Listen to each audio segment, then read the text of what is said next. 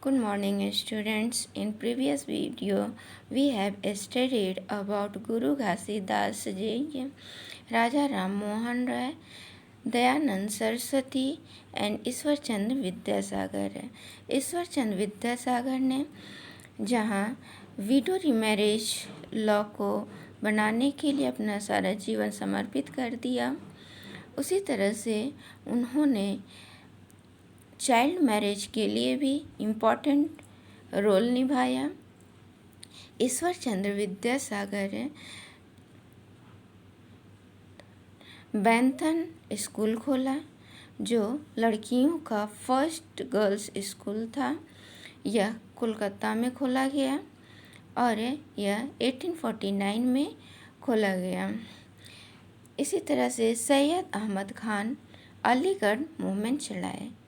Aligarh movement में main रूप से मुस्लिम सोसाइटी के लोगों पर जोर दिए और उनके ये अपलिफ्टमेंट के लिए इम्पॉर्टेंट रोल निभाए।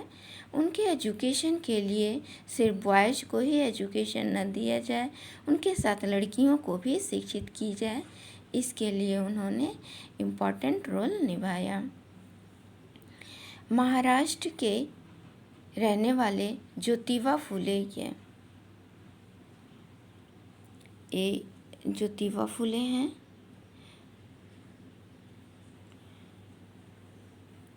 ज्योतिबा फुले और उनकी पत्नी सावित्रीबाई दोनों मिलकर गर्ल्स स्कूल खोला पुणे में ही।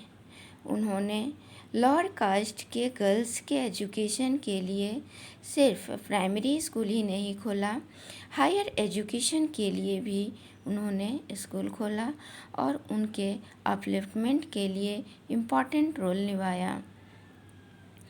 महाराष्ट्र के रहने वाले अनंत शास्त्री जो एक विशेष प्रकार के व्यक्ति रहते हैं, वे अपनी पत्नी को संस्कृत की शिक्षा देते हैं। उस समय औरतों और लड़कियों को शिक्षा देने का प्रचलन नहीं था और उसका विरोध करते हुए वे जब अपनी पत्नी को शिक्षा दिया और वो भी संस्कृत का, तो लोगों ने इसका विरोध किया और उन्हें समाज से निकाल दिया।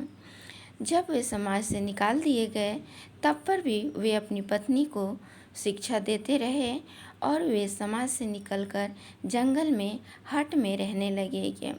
वहीं रहते हुए अपनी पत्नी को शिक्षा दिए और वहीं पर उनकी लड़की रामाबाई का जन्म हुआ और उन्होंने अपनी लड़की को भी शिक्षा संस्कृत में दी।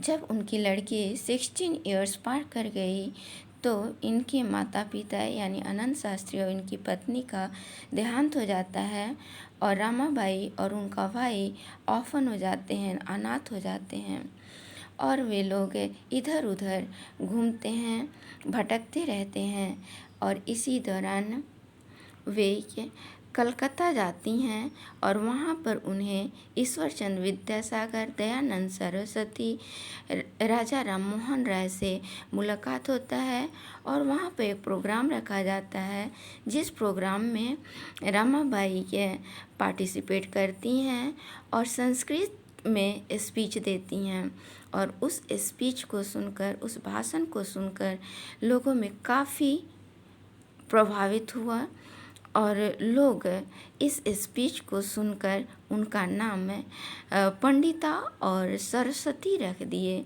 और उसके बाद से उनका नाम पंडित रमाबाई सरस्वती हो गया। पंडित रमाबाई सरस्वती ये हैं जिन्होंने विडो एजुकेशन दिया, विधवाओं को शिक्षा दी और इन्होंने आश्रम भी खोला, शारदा सदन, और स्कूल भी लड़कियों के लिए, सभी के लिए खोला। उस समय कास्ट सिस्टम चरमोत्कर्ष पर था और इसे इरेडिकेट करने के लिए, समाप्त करने के लिए कई लोग संघर्ष कर रहे थे और कई संस्थाएं भी बनाई गई। रामकृष्ण मिशन, ब्रह्म समाज जो महाराष्ट्र में खोला गया, परमहंस सभा, ये संस्थाएं कास्ट सिस्टम इरेडिकेशन में इम्पॉर्टेंट रोल निभाते हैं। प्रार्थना समाज जो 1865 में खुला और यह संस्था महादेव गोविंद रानडे ने खोला और जातिवाद पर इन्होंने खुलकर लोगों का सहयोग किया। इसी तरह से वर्चू प्यूरीफायर सोसाइटी 1873 में एस्टेब्लिश्ड किया गया और यह ज्योतिबा फुले द्वारा एस्टेब्लिश्ड किया गया। उस समय लोअर कास्ट और अपर कास्ट में काफ़ी डिस्क्रिमिनेशन था, भेदभाव था। अपर कास्ट के लोगों द्वारा लोअर कास्ट के लोग उत्पीड़ित किए जाते थे, यातनाएं दी जाती थी और इस चीज़ को समाप्त करने, कम करने में ज्योतिबा फुले का महत्वपूर्ण रोल रहा।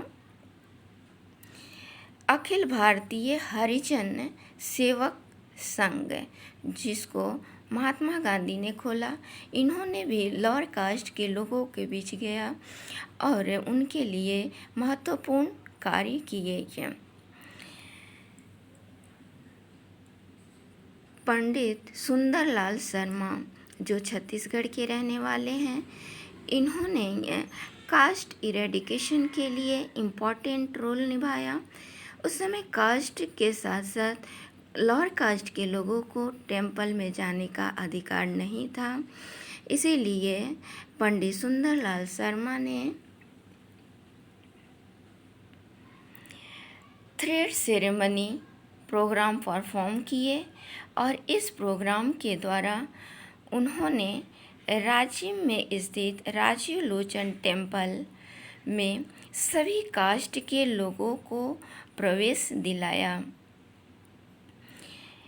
महाराष्ट्र के डॉक्टर भीमराव अंबेडकर, जिन्होंने लॉ की एजुकेशन प्राप्त की और यह लॉ का एजुकेशन इंग्लैंड में जाकर प्राप्त की। भीमराव अंबेडकर, इन्होंने एक लोअर कास्ट में जन्म लिया। इन्होंने खुद देखा कि लोअर कास्ट में कितनी यातनाएं हैं, कितने लोग उनसे ये नफरत करते हैं। हर एक चीज़ पर, हर एक जगह पे, शिक्षा हो, खाना हो, रहना हो, सोना हो, हर जगह तुम नीच जाति के हो, तुम छुआ जाति के हो करके इनके साथ भी बहुत भेदभाव हुआ और इन्होंने इस भेदभाव को देखकर यह कहा कि जन्म लेना पर हमारा अधिकार नहीं था, लेकिन हम कैसा जीवन जिएं इस पर हमारा अधिकार है। और इसीलिए उन्होंने जिस लोअर कास्ट में रहते थे उसको छोड़कर बौद्धिस्ट धर्म को अपनाया और बौद्धिस्ट धर्म उस समय के लिए सबसे अच्छा धर्म माना जा रहा था और बहुत सारे अनुयायियों के साथ इन्होंने उस धर्म को अपनाया। और लोअर कास्ट के अपलिफ्टमेंट के लिए वे कहते थे कि सबसे ज़रूरी है उनको एजुकेशन लेना और स्वयं में यूनिटी बनाए रखना, यूनाइट होकर रहना। वे लोअर कास्ट के लोगों को समानता, स्वतंत्रता दिलाने के लिए सेपरेट इलेक्शन की अपील की। इन्होंने कॉन्स्टिट्यूशन लिखने में महत्वपूर्ण रोल निभाया और लोअर कास्ट के अपलिफ्टमेंट के लिए मास अवेकनिंग का कार्य किया और यह लगभग अर्बन सिटीज़ तक यानी शहरों तक सीमित था। इसे ये पूरे ये भारत तक स्प्रेड करना होगा, जिससे कि ये समाज में, सोसाइटी में अधिक से अधिक डेवलपमेंट हो सके।